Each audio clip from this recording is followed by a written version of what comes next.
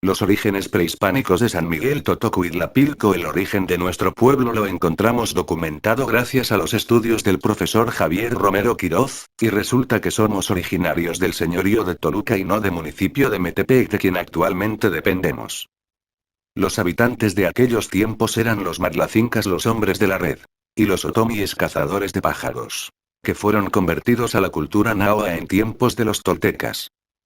El maestro Muñoz es más exacto cuando dice que fue el año 645 antes de que los toltecas que se establecieron en Tula.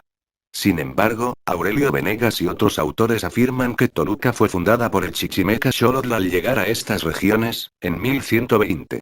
Ello se debe a la idea de que los aztecas trataron de justificar sus conquistas argumentando que todos los pueblos que sometían eran hermanos, es decir, que solo estaban juntando a la familia, y entonces, con el tiempo llegaron a decir que del norte habían salido en su peregrinación las 7 tribus nahuatlacas, y entre las que se incluía a los matlacincas.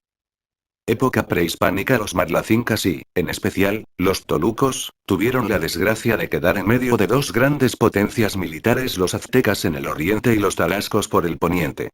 En 1473, cuando el azteca Axayácatl decidió dominar a los tarascos, primero conquistó el valle de Toluca, no sin antes vencer la firme resistencia de sus pobladores. En esta época Toluca contaba con 23 pueblos, más el barrio de Yamcuitlalpan, después llamado Santa María de las Rosas, y San Miguel Totocuitlapilco, San Bartolomé Tlatelulco y San Jerónimo Chicahualco. Después de la independencia le quitaron a Toluca estos 3 últimos y pasaron a formar parte de la jurisdicción de Metepec. Como se habrá notado, los nombres de los pueblos de Toluca provienen del náhuatl y no del matlacinca. Esto se debe a la conquista azteca, pues los grupos de mexicanos que llegaron a poblar el valle pusieron a las comunidades los nombres de los lugares de anáhuatl de donde provenían.